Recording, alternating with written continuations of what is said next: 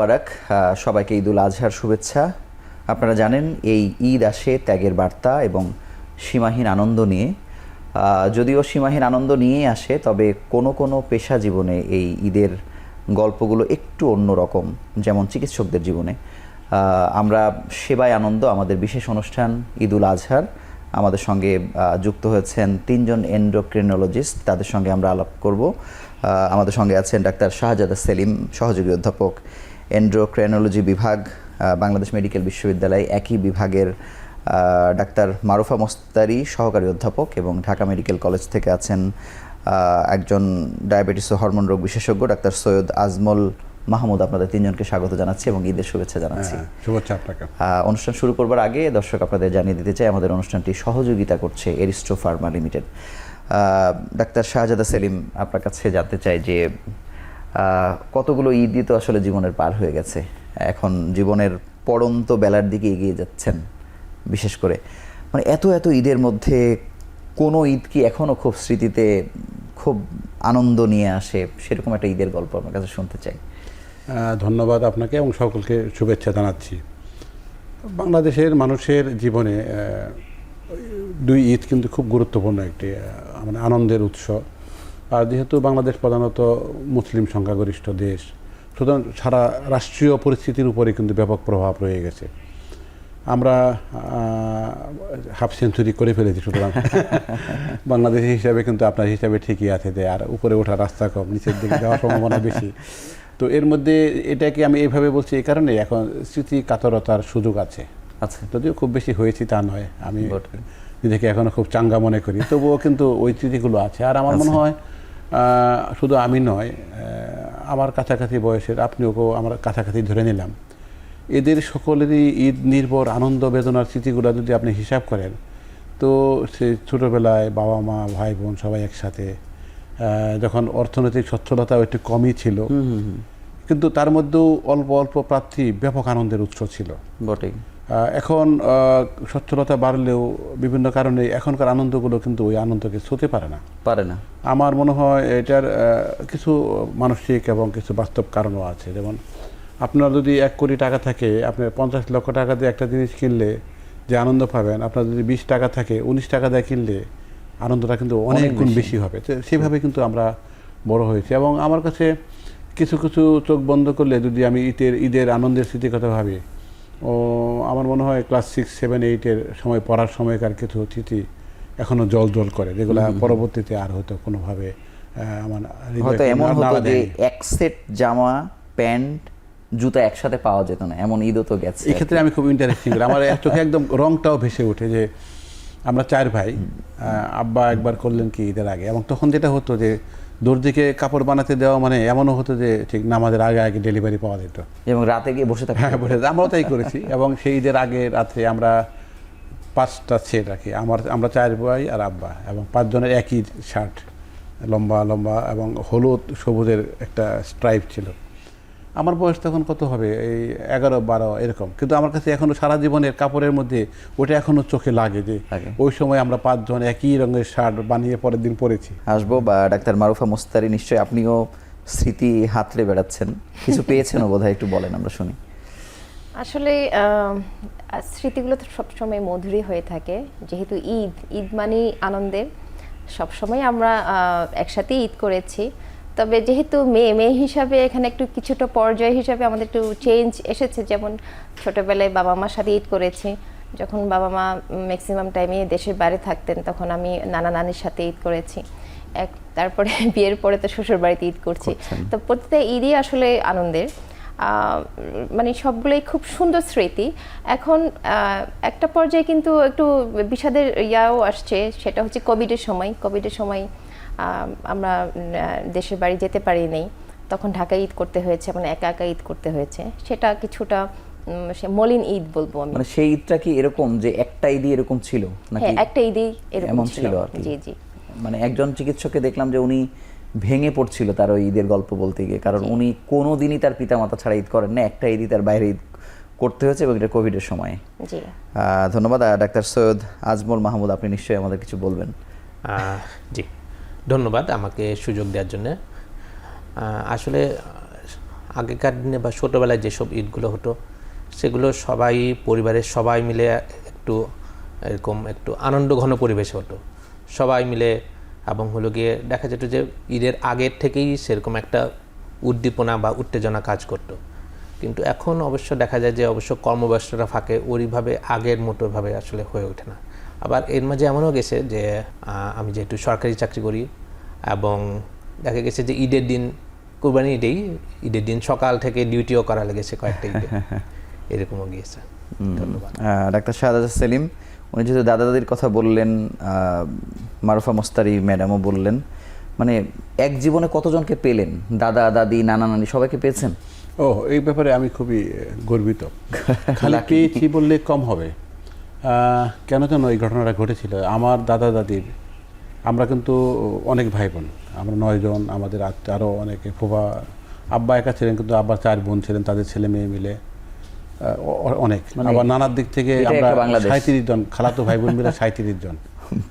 কিন্তু আমার দাদা এবং নানাকে যদি কেউ জিজ্ঞাসা করতো, তার পছন্দ নাম্বার 1 আমি ছিলাম। কিন্তু তাই কেন হয়েছিল এটা আমিও আসলে খুব বেশি বুঝতে পারি তা নয়, কিন্তু আমার জীবনের যেদিকে আমি জীবন প্রবাহিত হয়েছে, আমার আম্মার প্রভাব সবচেয়ে বেশি বেড়ে ওঠার ক্ষেত্রে, তারপরে আমার দাদার প্রভাব ছিল আর কি।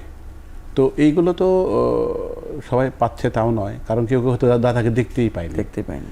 আবার পেলেও আমি যেটা বলতে এখন গর্ব করে বলি যে আমার লেখাপড়া থেকে শুরু করে জীবনের ধারা নির্ধারিত হওয়ার ক্ষেত্রে আম্মা তো সবারই তাই করে, সবার মাই করে, আমার মাও করেছেন, কিন্তু হয়তো অন্য কিছু বেশি করেছেন।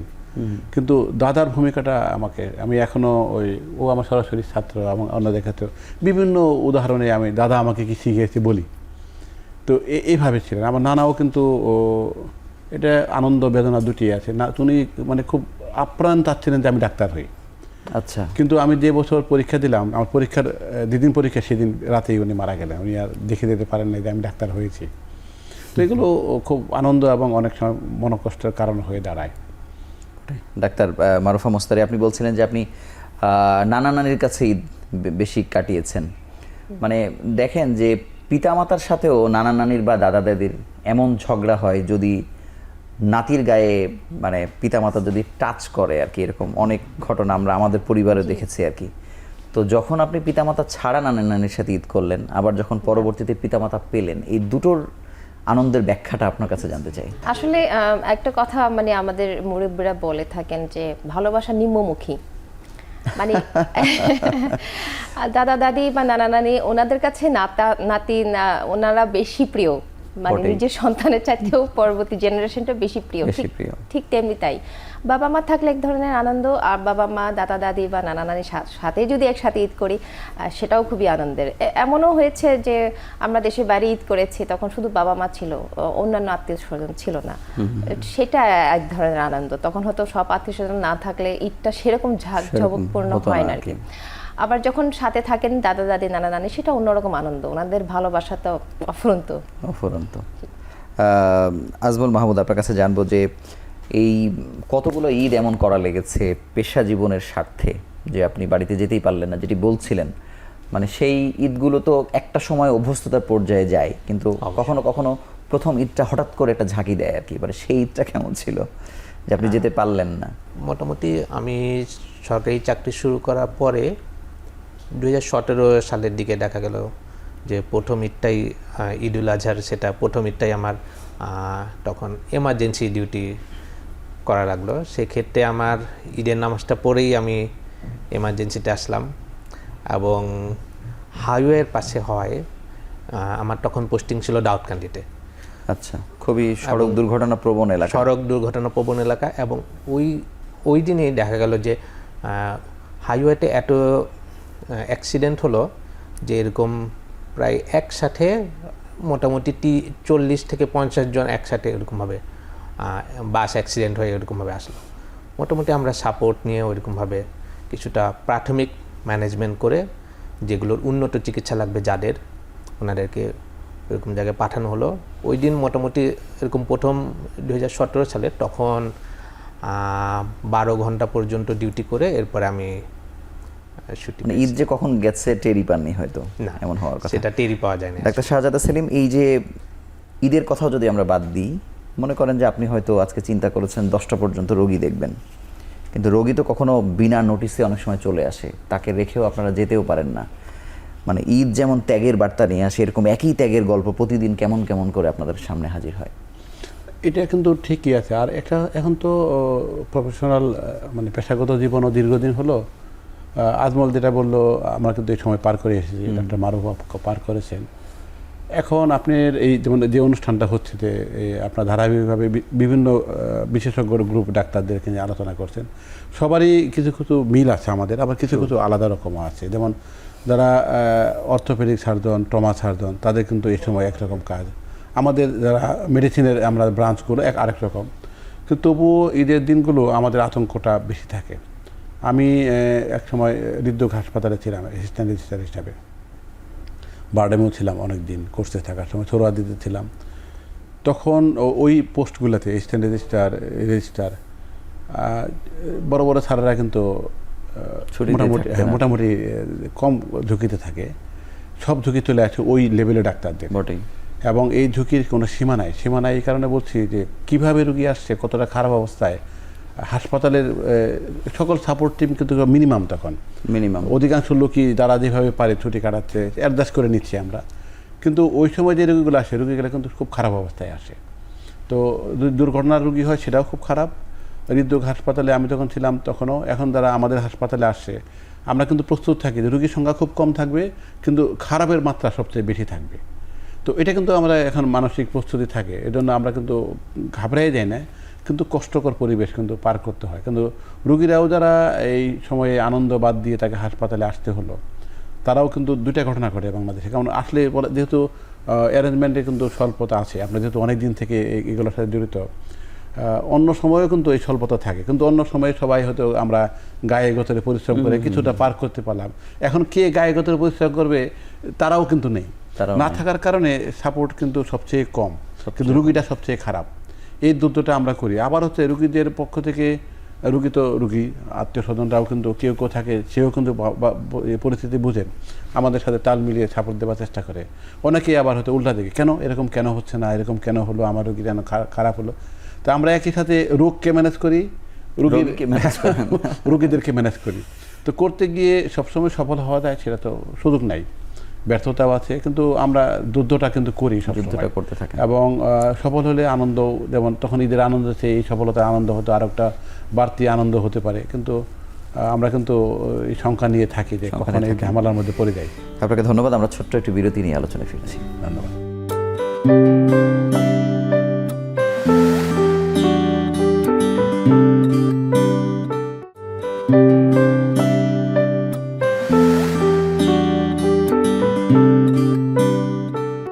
ডাক্তার মারুফা মোস্তারি, আমাদের জীবনে তো আসলে অনেকগুলো উৎসব, একটা ঈদ আমরা পার করে আসলাম, আর একটা পার করে ফেললাম, অন্যান্য অনেক ধরনের উৎসব আছে।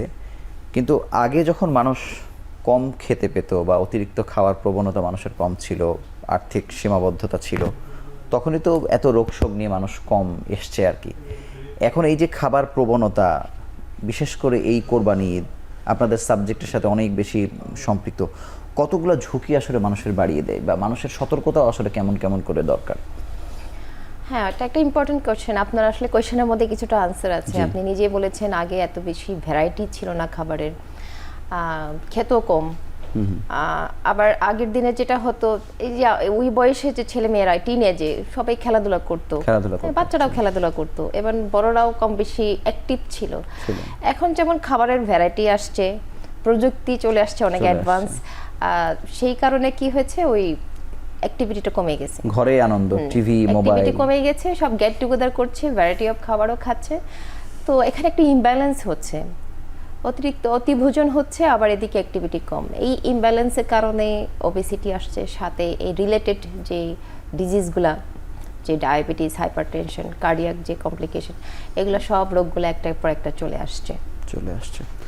ডাক্তার সৈয়দ আজমল মাহমুদ, আপনার ঠিক মনে আছে, আমি আপনি বোধহয় কাছাকাছি বয়সের হব, যে আগে হচ্ছে কোরবানি ঈদের দিনই মানুষ একবার পানীয় খেত আর কি সারা বছর, মানে ছোটবেলায় আমাদের মনে আছে যে আমরা জানতামই হচ্ছে যে গরুর গোশত অনেক খাওয়ার পরে পানীয় খেতে হয়। এখন তো এটা আমাদের প্রতিদিনের অভ্যাসের পর্যায়ে গেছে আর কি। মানে সেটার জন্য কোনো অপেক্ষা ছিল কিনা এক সময়, যে কোরবানি ঈদ আসলে একটা হয়তো পেপসি খাবো বা 7 আপ খাবো, আপনার মনে আছে কিনা? জি অবশ্যই, তখন তো আসলে ওইরকম এই দিনটার জন্যই দেখা যেত আমরা উদ্গ্রীব হয়ে অপেক্ষা করতাম, টাকা জমাতাম। জি এরকম করতাম আসলে। স্যারের কাছে মানে এই কারণে জানতে চাই যে মানে ওইটা যে এত কঠিন ছিল বা এটার যে একটা অপেক্ষা ছিল বা এটা 1 বছরে হয়তো ছোঁয়া যেত আর কি, এটা এত অতিরিক্ত হওয়াতে এটা আমাদেরকে কতভাবে এই পানীয় আমাদেরকে ধরাশায়ী করছে। জি, এটা খুব ভালো। আমি ডক্টর মারুফার সাথেও একটু যোগ করতে চাই। আমাদের বাংলাদেশের এখন যে অবস্থায় আমরা আছি, গত বেশ কয়েক বছর যাবৎ এটা আমরা মোটামুটি নিশ্চিত করতে পেরেছি যে অধিকাংশ লোক খাদ্য ঝুঁকিতে কম আছেন, মানে না খেয়ে মারা যাবেন এই অবস্থা কম আছে। কিন্তু পুষ্টি নির্ভর রোগগুলো কিন্তু সংখ্যায় বাড়ছে। তাহলে আগে ছিল পুষ্টির অভাব, এখন হলো পুষ্টি বা অতিপুষ্টি। হ্যাঁ, অতিপুষ্টিও আছে, আবার অস্বাভাবিকতাও আছে। তো এর মধ্যে কিন্তু যদি নাম্বার 1 বলি, যেটা কম বয়সীদেরকে বেশি আক্রান্ত করছে, সেটা কিন্তু কোমল পানীয়। কিন্তু আমি খুব স্পষ্টভাবে মনে করতে পারি যে হয়তো কয়েক মাস থেকে টাকা জোগাড় করতেছি এবং ঈদের আগে যে টাকাটা পেতাম, আমি ওই যে তখন তো ওই কোল্ড ড্রিঙ্কস বোতলে ছিল, তো একটা 12টার একটা কেস নিয়ে আসলাম, আবার ফেরত দিলে 12টা ফেরত দিলে 6টা আবার দিত। হ্যাঁ, তো আবার হয়তো 6টা ফেরত দিলে 3টা দিত, পরে একটা সিরিজ কিন্তু চলতো। কিন্তু বছরে হয়তো দেখা গেল ওটাই মোটামুটি কোমল পানীয় পান করা। এখন যে সমস্যাটা হচ্ছে, আমরা বাংলাদেশে আমরা এখানেও অনেক আলোচনা করেছি যে ডায়াবেটিসের রোগীর সংখ্যার যে ঝুঁকি, তার পূর্বের অবস্থা হলো দৈহিক স্থূলতা। আর দৈহিক স্থূলতার পিছনে প্রধান দুটি কারণ ডাক্তার মারুফা বলেছেন, যে আমরা অনেক বেশি খাবার পাচ্ছি, পুষ্টি পাচ্ছি সেটা ঠিক বলা হবে না, উচিত হবে না, খাবার পাচ্ছি এবং শারীরিক শ্রম নির্ভরতা কমিয়ে আমরা জীবনযাপন করছি। সেটি কিছু বাধ্যতামূলক পরিস্থিতি আছে, কিছু স্বেচ্ছামূলক পরিস্থিতি আছে। যেমন ঢাকার মানুষ যদি চায় আমাদের অনুষ্ঠান দেখার পরে যে সবাই হাঁটবে, আমরা খুব ভালো করে বুঝিয়েছি, তো কোথায় হাঁটবে? তো ঢাকা কলাপস করে যাবে কিন্তু কালকে, যদি মানুষরা আশা করে। বটে। তাহলে কোথাও রাস্তা নেই, পার্ক নেই, শিক্ষা প্রতিষ্ঠানে খেলার জায়গা নেই, তাহলে নগর পরিকল্পনাতে নেই, কিন্তু গ্রামের মানুষও চাইলে পারবে, সেটাও কিন্তু নেই। তাহলে এই অ্যারেঞ্জমেন্ট একটা ইস্যু। স্যার তারপরেও দেখেন যে যারা হাঁটতে ভালোবাসে, দৌড়াতে ভালোবাসে, এই যে কদিন পর পর প্রোগ্রাম হচ্ছে হাতির ঝিলে বা বিভিন্ন জায়গায়, ওই কমন মুখগুলোকে কিন্তু আমি দেখছি সবসময়, তারা কিন্তু এটার সাথেই আছে, সেটাই করছে। যেমন আমি যেটা করি, আমার বিশ্ববিদ্যালয় থেকে বেরিয়ে যখন চেম্বারে যাই, প্রায় 2.5 কিলোমিটার হয়, আমি প্রতিদিন কিন্তু হেঁটে যাই, কারণ আমি জেনে গেছি যে আমার আর অন্য কোথাও কোনো সুযোগ করা সম্ভব নয়। তো আমি কিন্তু এটা বাধ্য হয়ে করবই বলে করবই। তাহলে যে মুখগুলোকে দেখছেন, ওরা কিন্তু কেউ থামাতে পারতেছে না। কিন্তু ঢাকার যদি 1.5 কোটি 2 কোটি মানুষ হয়, এরা কিন্তু সব মিলে 10,000, তাহলে বাকিদের অবস্থা কোথায়? তাহলে এটা যেমন একটা পরিস্থিতি করেছে, কিন্তু সামগ্রিক প্রভাব কিন্তু ব্যাপক। সারা পৃথিবীতে যদি আমরা মেটাবলিক ডিসঅর্ডার ধরি, সর্বোচ্চ ঝুঁকির যে কয়টা দেশ আছে তার মধ্যে বাংলাদেশ একটা। এখানে গর্ভকালীন ডায়াবেটিস, পলিসিস্টিক ওভারি সিনড্রোম, মহিলাদের বিশেষ সমস্যা ওখানে। কিন্তু যদি মোটা দাগে ধরি যে দৈহিক স্থূলতা, পরবর্তী ডায়াবেটিস এবং এর পরবর্তীতে উচ্চ রক্তচাপ, হার্ট অ্যাটাক, স্ট্রোক এবং অল্প বয়সে মানে প্রিম্যাচিউর ডেথ যেটা বলছে, যে আমরা যদি সেটা অঙ্ক করতে থাকি, এর সকলের পিছনেই কিন্তু এই খাওয়া, এবং খাওয়াটা কিন্তু মানে অবিবেচক খাওয়া। আমরা কিন্তু সকল রোগীকেই বলে দিচ্ছি যে আপনার এই আনন্দের এই ফর্মুলা আপনার জন্য প্রযোজ্য, আরেকজনের জন্য এরকম ফর্মুলা প্রযোজ্য। যদি জেনে নেন, আনন্দও করবেন, সুস্বাস্থ্য।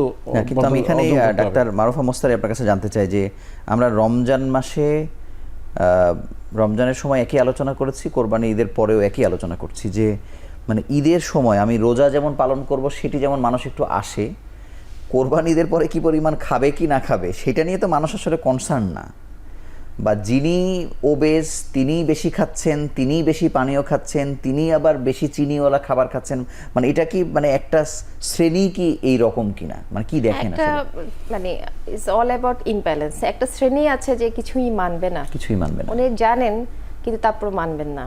রোজার ঈদে যেটা হয় যে এখানে মিষ্টি জাতীয় শরবতের ব্যাপার বা মিষ্টি খাবারের ব্যাপার আছে, এটা নিয়ে অনেক ডায়াবেটিক রোগীরা একটু সতর্ক হয়ে যায় বা জানতে চায় এটার পরিবর্তে আমি কি খাবো।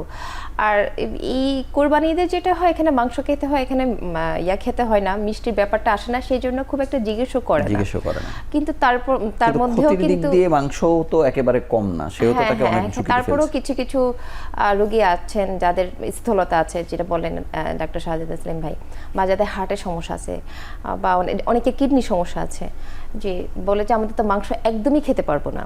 কিন্তু এটাও একটা রং কনসেপ্ট। আসলে খেতে পারবেন, কতটুকু খেতে পারবেন সেটা অবশ্যই ডাক্তারের পরামর্শ ব্যক্তির উপর ডিপেন্ড করে। হ্যাঁ, জেনে নিতে হবে। ডাক্তার সৈয়দ আজমল মাহমুদ, কোরবানি ঈদের পরে মানে আপনাদের কাছে যে রোগী আসে, এরকম কি দেখা যায় যে একটু মানে ঈদটা পার হওয়ার কারণে কিছু ঝুঁকি নিয়ে আসছে, এই ধরনের প্রবণতা রোগীদের মধ্যে দেখেন কিনা? জি, অবশ্যই, খুবই গুরুত্বপূর্ণ একটি প্রশ্ন। এইসব ক্ষেত্রে দেখা যায় যে কোরবানির ঈদের গরুর মাংসে চর্বিতে যেটা থাকে যে স্যাচুরেটেড ফ্যাট, কোলেস্টেরল অধিক পরিমাণে থাকে, এবং এই মাংসটা যদি চর্বি না ফেলে অতিরিক্ত তেল দিয়ে রান্না করা হয় এবং অতিরিক্ত চর্বি রেখেই আবার অতিরিক্ত তেল দেওয়া হয়, চর্বি রেখেই অতিরিক্ত তেল দিয়ে রান্না করা হয়, সেক্ষেত্রে কিন্তু স্বাস্থ্য ঝুঁকি বেড়ে যাচ্ছে। সেক্ষেত্রে রক্তে কোলেস্টেরলের মাত্রা বাড়তেছে, হৃদরোগের ঝুঁকি বাড়তেছে, ডায়াবেটিসও বেড়ে যাচ্ছে, বিভিন্ন ধরনের ঝুঁকি দেখা দিচ্ছে। এবং মাংসটা যে রান্না করা হয় তখনও যদি ঠিকভাবে রান্না না করা হয়, এবং এই সময় দেখা যায় যে ফাইবারযুক্ত খাবার যেগুলো শাক সবজি সালাদ এগুলো যদি কম খাওয়া হয়, একটা প্রবণতা থাকে যে মানুষের মাঝে যে পোলাও বিরিয়ানি সাথে হলো গিয়ে কুরবানি মাংস দিয়ে খায়। এই ক্ষেত্রে যেটা করা যেতে পারে যে কুরবানি মাংসে তেল চর্বি একটু কম করে প্রয়োগ করে সাদা ভাত এবং সাথে প্রচুর পরিমাণে সালাদ খেলে এই স্বাস্থ্য ঝুঁকিটা এড়ানো সম্ভব। চর্বিকে ফেলে দেয়া এক্ষেত্রে বুদ্ধিমানের কাজ। অবশ্যই মাংস যখন প্রসেস করা হবে তখন যথাসম্ভব চর্বি ফেলে দিতে হবে। সাদা চর্বি যেটা দৃশ্যমান চর্বি সেটা ফেলে দিতে হবে, এবং রান্না করার সময়ও কম করে তেল প্রয়োগ করতে হবে। সেক্ষেত্রে স্বাস্থ্য ঝুঁকি এড়ানো সম্ভব। ধন্যবাদ স্যার। আমরা একটু ঈদের প্রসঙ্গে আবার একটু ঢুকতে চাই। ডাক্তার শাহজাদা সেলিম, আপনার কাছে জানবো যে ঈদ উল আজহার সব থেকে গুরুত্বপূর্ণ অনুষঙ্গ হচ্ছে পশু কোরবানি করা বা পশু খুঁজে বের করে নিয়ে আসা পছন্দের। মানে আপনি তো অনেক জনপ্রিয় আপনার বংশে, মানে এই আপনার দায়িত্ব কি ছিল আর কি গরু কেনার সঙ্গে আপনার সম্পৃক্ত? এখানে আমার দায়িত্ব নেই। আমাদের ছোটবেলায় যেটা হতো, এটা এখন এই ট্রেডিশনটা নাই কারণ হলো যে গরু আর কেউ খুব বেশি পালে না। তো আমার আমরা ভাই বোন এখন আমার পরিবার, আমার ছেলে ও নেতৃত্ব দেয় এই কাজে। আচ্ছা, ওদের আনন্দই আমার আনন্দ, আলাদা করে কিছু এই নেই। আমি একটা যদি সুযোগ হয় যে একটা খুব আমার জীবনে খুব চরম দুঃখজনক ঘটনার একটা বলি, এই ঈদুল আজকে যেরকম আমরা সেই ঘটনাটা একটা বিরতি নিয়ে ফিরছি, এসেই আপনার গল্পটা আমরা শুনবো।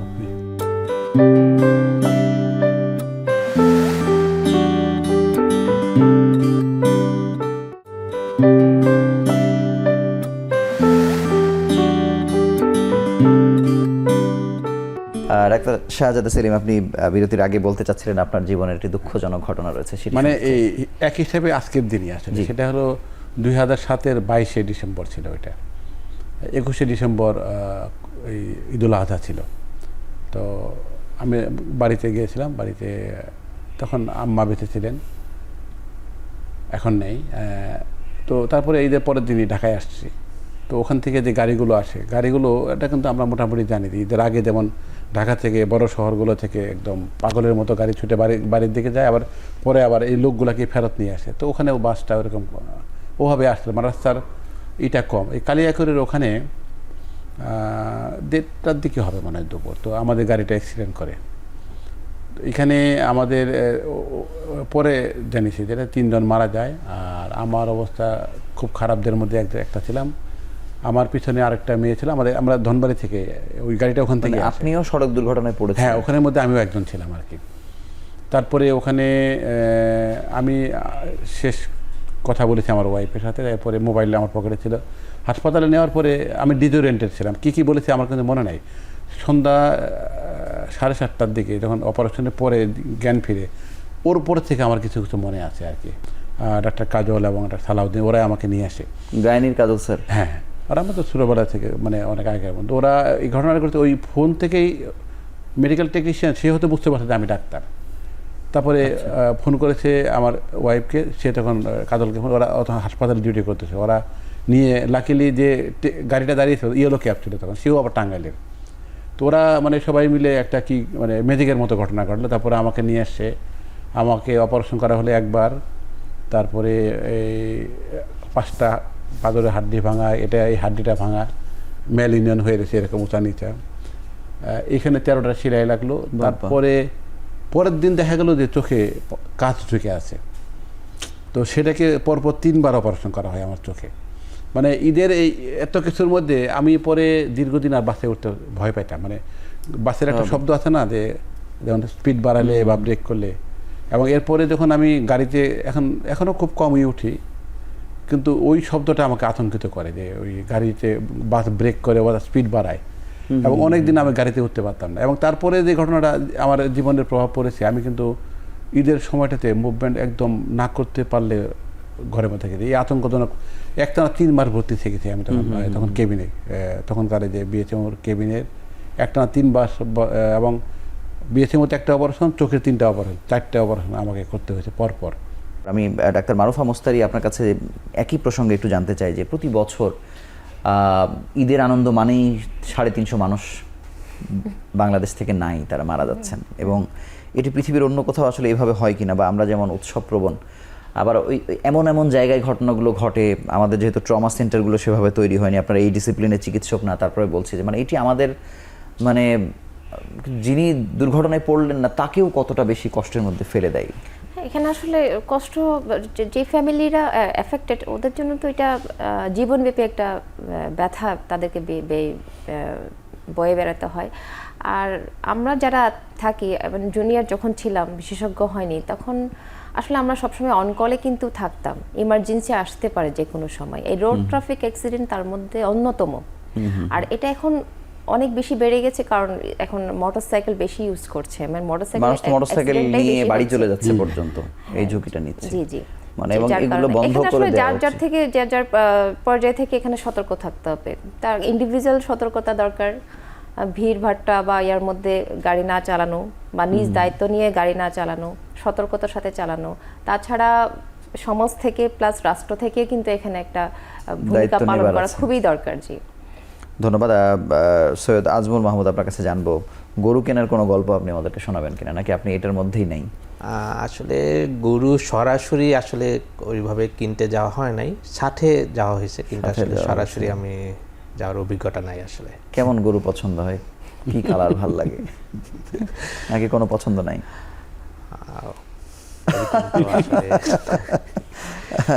ডাক্তার শাহজাদা সেলিম, আপনার কাছে জানবো যে এই যে আপনাদের সোসাইটিতে আপনারা কাজ করেন, আবার একই ডিসিপ্লিনের চিকিৎসকরা আছেন, এই যে বাংলাদেশের মানুষেরা যে এরকম ডায়াবেটিক প্রবণ হচ্ছে, হাইপারটেনসিভ হচ্ছে, মানে এই যুদ্ধটা জীবনের জন্য কত বড় যুদ্ধ হয়েছে আপনাদের জন্য, যে এটা মোকাবেলা করার মানুষ তো সহযোগিতা করছে না সেভাবে, মানুষ তার বেপরোয়া জীবনযাপন করছে, কিন্তু আপনাদেরকে এই পুরো লোডটা নিতে হচ্ছে। এটা খুব ভালো প্রশ্ন করেছে। আমি মনে করি যে আজকে একটা বড় গুরুত্বপূর্ণ যদি আমরা মনে রাখতে পারি, আমাদের বাংলাদেশের যতগুলো স্বাস্থ্য ঝুঁকি তৈরি হচ্ছে এখন কিন্তু জীবাণু দিয়ে নয়, মানে সংক্রামক রোগ দিয়ে নয়, অসংক্রামক। করোনা মহামারী অভ্যাস দিয়ে বরং বেশি হচ্ছে। এটা কিন্তু করোনা তো আর প্রতিদিনের ইস্যু না, এটা একটা মহামারী সারা পৃথিবীব্যাপী ছিল, কিন্তু প্রতিদিন যেটা হচ্ছে তার মধ্যে কিন্তু খাদ্য এবং শারীরিক শ্রম বড় ইস্যু।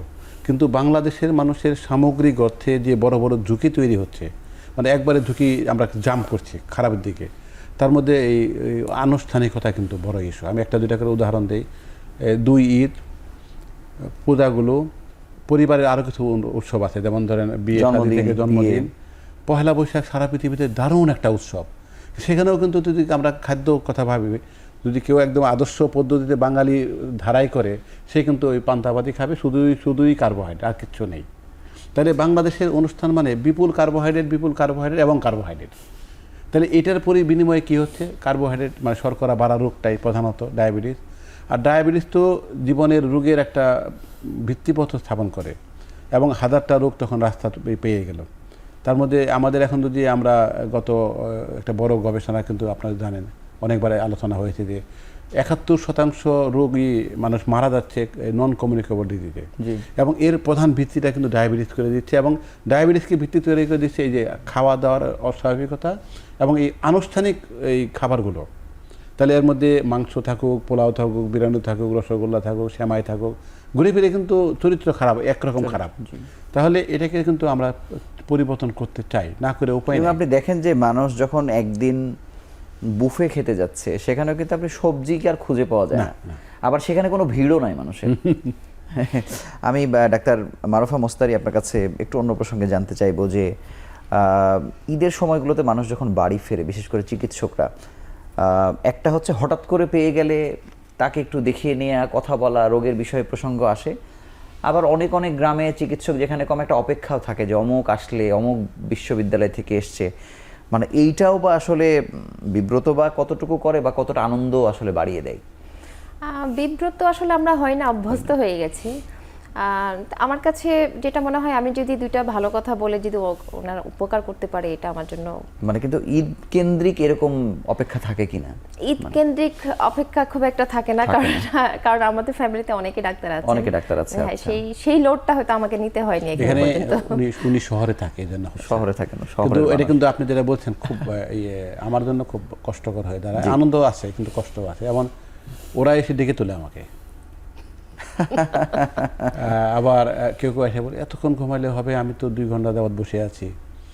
তো এমনও হয়েছে যে আমি একদিনে 200-র বেশি রোগী দেখেছি বাড়িতে, কিন্তু গেছি কিন্তু কাজ আর সুযোগ নাই।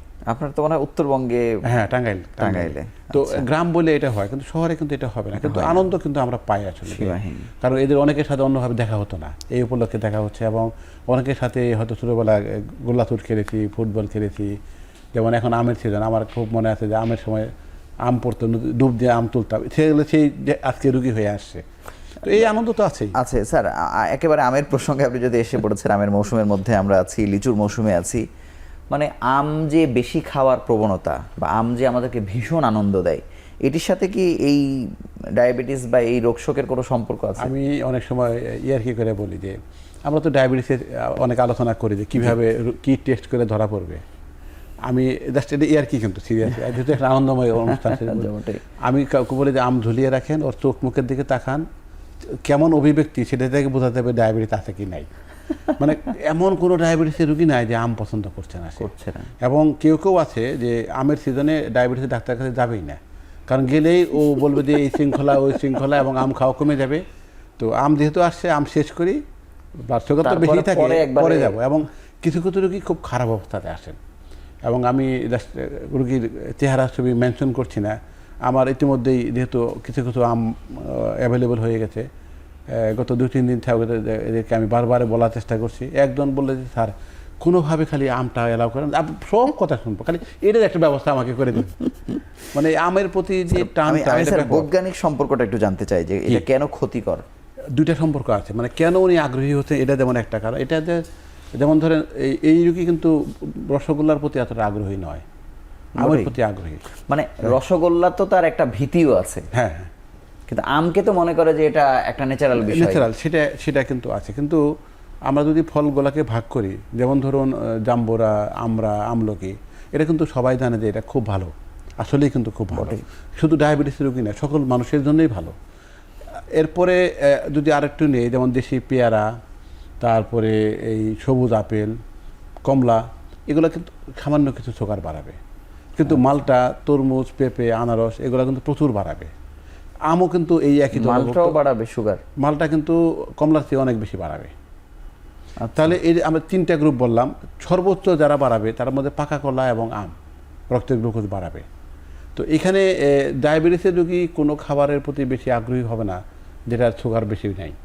এটা কিন্তু নিজের ইচ্ছা মতো নয়, দেহের চাহিদা অনুসারে। আমি তো কলা বেশি খাই, আমি তো এখন ভয় পেয়ে গেলাম। না, একটা কলা খেলে কিন্তু খুব সমস্যা নেই। কিন্তু আমের ক্ষেত্রে সমস্যা হলো যে আম পছন্দ করে, উনি তো একটা আম খেয়ে নিজেকে নিবৃত করবেন পারে না। এটাই হলো বড় সমস্যা। উনি যদি একটা কাঠামোতে নিয়ে আসতে পারেন তাহলে অনেক ভালো হতে পারত। আমরা শেষ বিরতি নিয়ে আলোচনায় ফিরছি আবার।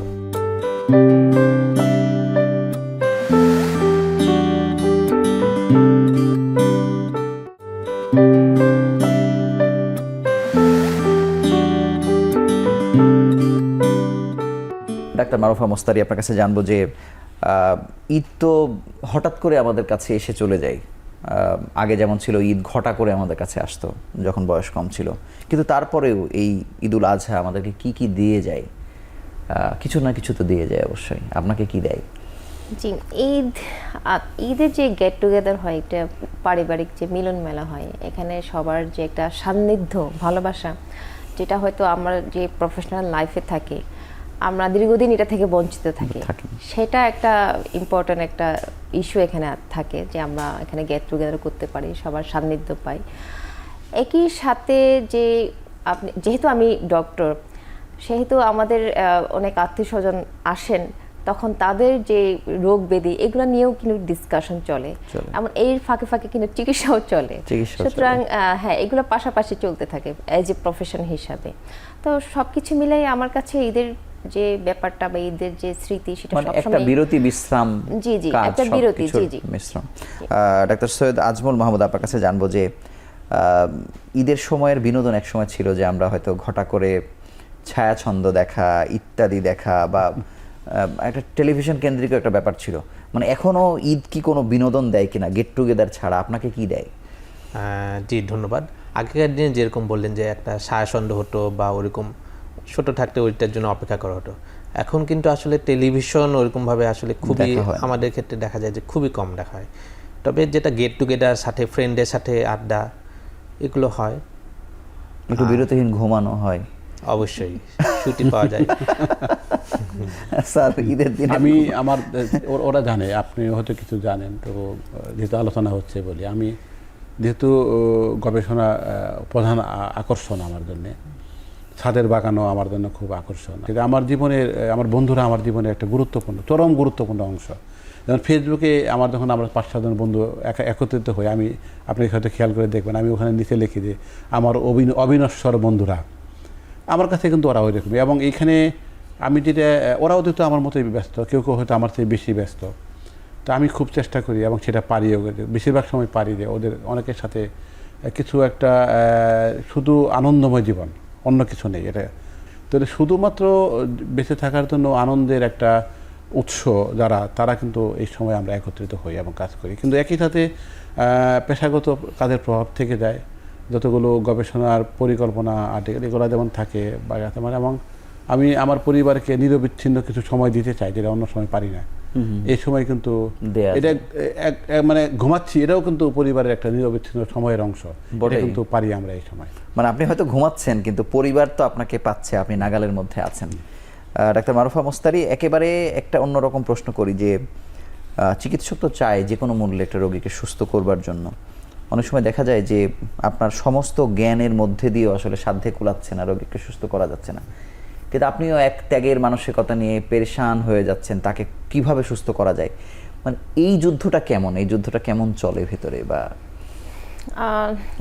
বিশেষজ্ঞ হওয়ার পর থেকে এই ধরনের রোগী, যেহেতু আমরা ক্রনিক ডিজিজ নিয়ে, যেগুলো টার্মিনাল ডিসঅর্ডারস, মানে এখানে ওখান থেকে ফেরার আর কোনো সম্ভাবনা নাই, সেই রোগীরাও যাতে ভালো থাকে, ওই ব্যথা যাতে খুব কম অনুভব করতে পারে, সেই বিষয়ে আমরা আসলে কাউন্সেলিংটা করে থাকি, যতটুকু ভালো থাকতে পারে। আমি একেবারে শেষ প্রান্তে বা সৈয়দ আজমল মাহমুদ আপনার কাছে জানবো যে রোগীর সঙ্গে যে সংযোগ হয়ে যাওয়া, আপনি দেখবেন যে হয়তো 5 বছর পরে ওই রোগী আপনার কাছে আসছে ঘুরে ফিরে, মানে আপনার প্রতি আস্থায়, আপনার চেয়ে অনেক বড় ডাক্তার হয়তো আছেন, আপনার স্যারেরা আছেন, এই সংযোগটা কেমন আনন্দ দেয়? জি, খুবই গুরুত্বপূর্ণ কোশ্চেন। হ্যাঁ, এরকম আছে যে আমাকে বহু আগে অনেক দূরে বরগুনা এক রোগী দেখিয়েছেন, সে খুঁজে খুঁজে কিন্তু আমাকে, আমি এখন ঢাকায় কোথায় আসি খুঁজে বের করে আমাকে প্রায় 12 বছর পরেও খুঁজে বের করে আমার কাছে আসে, এরকমও আছে। এটা অবশ্যই ডাক্তার হিসেবে অবশ্যই আমাকে আনন্দ দেয়, এবং ডাক্তারি হবার যে সার্থকতা এখানেই। স্যারের অভিজ্ঞতা তো এদিক থেকে আরও অনেক বেশি, হয়তো গ্রাম থেকে কেউ ডিম নিয়ে চলে আসছে, রান্না করা খাবার নিয়ে আসছে, বা অন্য কোনোভাবে, মানে এটা ওই যে আমরা যেমন অন্য অর্থে কাস্টমার বলি, একইভাবে হয়তো যে রোগীকে পড়া হয়ে যায় মুখস্থ, যে আপনি জানেন যে এই রোগীর প্রবণতা কীরকম, মানে এইটা জীবনের কত বড় অনুষঙ্গ এখন, এটাই এখন একদম জীবনের অঙ্গাঙ্গিভাবে জড়িত। ওরা জানে মানে আমার রোগীর সাথে আমাদের কি আমার কি সম্পর্ক। অনেক রোগীর তার ছেলের বিয়ে দিবে, শেষ সিদ্ধান্তটা আমার কাছে নিতে আসে, ডিভোর্স দিবে কিনা সেটাও আমাকে জিজ্ঞাসা করে, দারুণ, বিয়ে করবে কিনা সেটাও আমাকে জিজ্ঞাসা করে। তো এটা কিন্তু আমি এমনভাবে বলি যে ওনাদের নিজেদের মনোভাবটা যেন আলটিমেটলি প্রভাবিত, আমার দ্বারা প্রভাবিত না হয়, আবার উনি যাতে আশাহত না হন। কিন্তু আমি খুবই আমার যেহেতু আমাদের উপরে এরকম জীবনযাপন পরিবর্তন করতে হবে, তো শুধুমাত্র একটা জ্বরের রোগী চিকিৎসা দিলাম এরকম নয়। কিন্তু তো আমার রোগীটা কেন আমার কথা শুনে ওনার প্রিয় খাবার ছাড়বেন, প্রিয় বদ অভ্যাস ছাড়বেন, অথবা প্রিয় ভালো একটা অপ্রিয় ভালো অভ্যাস করবেন, তো ওইটা কিন্তু ঢুকতে পারতে হয়, চেষ্টা করে যায়, এবং এই যে একটা আত্মিক সম্পর্ক তৈরি হয়ে যায়, এবং আপনি যেমন এই যে আমের সিজন, হঠাৎ হঠাৎ একজন আম পাঠিয়ে দিয়ে বানায়, স্যার আমি কিন্তু আম পাঠিয়ে দিতাম ওই জায়গা থেকে, লিচু পাঠিয়ে দিতাম, আমি কিন্তু এগুলো এনকারেজ করি না, কিন্তু এসে গেছে। এবং এটা শুধু এরকম নয়, ওরাও দেখে, হঠাৎ করে কক্সবাজার গেছি, স্যার কেমন আছেন, সিঙ্গাপুরে গিয়ে ফ্লাইয়ারে উঠছি, ওই ফ্লাইয়ারের ভিতরে এসে স্যার আপনাকে এখানে পেয়ে গেলাম। ওর যে আনন্দ, আমার আনন্দ তার চেয়ে বেশি যে রুগীটা হঠাৎ করে আমাকে ওই সিঙ্গাপুরে গিয়ে রেকগনাইজ করছে। আমরা আমাদের টেলিভিশনে একটা প্রোগ্রাম করতাম, এখন শেষ করেছি, হৃদয়ের গল্প। আপনি জানেন বাংলাদেশের একেবারে সিনিয়র যারা, আপনাদেরও স্যারেরও আছে সেখানে। তো একজন ডাক্তার এরকম বলছিলেন, তার ওয়াইফ তার চেম্বারে আসা রোগীদের, লুৎফুল কবির নামে একজন শিশু বিশেষজ্ঞ আছে, তার ওয়াইফ, উনি বলছিলেন যে, মানে ওনার স্বামী বলছিলেন, মানে স্যার বলছিলেন আমাদেরকে যে উনি রোগীদের মধ্যে দেখতেন যে কোন অসহায় রোগীর ঘর বাড়ি নেই, উনি তাদেরকে একটা বাড়ি তুলে দিতেন। মানে আমরা অবাক হয়ে গেছি। আমি সেই প্রসঙ্গেই আরেকটি প্রশ্ন দিয়ে আজকে অনুষ্ঠান শেষ করবো, ডাক্তার মারুফা মোস্তারি, যে কিছু কিছু ক্রনিক ডিজিজ আছে যে অনেক টাকা খরচ হচ্ছে, কোনোভাবেই তাকে বাঁচানো যাচ্ছে না, আপনারা ডাক্তাররা মিলেই আবার তাদের জন্য আবার একটা জাকাতের ফান্ড তৈরি করা, নিজেদের মধ্যে ফান্ড তৈরি করা, এই দায়িত্ব তো আপনার না, কিন্তু আপনি করছেন কেন? এরকম অনেক কিছুই আমরা করেছি।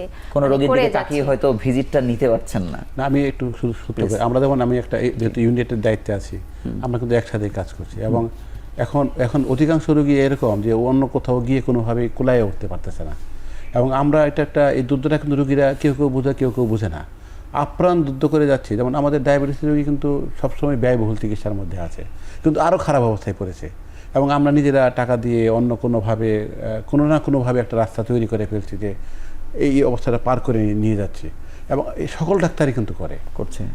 আপনারা শেষ করবেন আর কি, মানে মানে একই কথা বলতে যাচ্ছে, মানে বিভিন্ন ইনস্টিটিউট ভিত্তিক তো একটা আছে, সমাজ কল্যাণ আছে, তারপরে জাকাত ফান্ড আছে, তাছাড়া অনেক সময় দেখা যায় এগুলো দিয়েও পারা যায় না, সেই ক্ষেত্রে আমরা ডাক্তাররা নিজেরাই চাঁদা দিই, সেভাবে বা কোনো অর্গানাইজেশন থেকে আমরা এটা কালেক্ট করার চেষ্টা করি, এভাবে আমরা ম্যানেজ করি।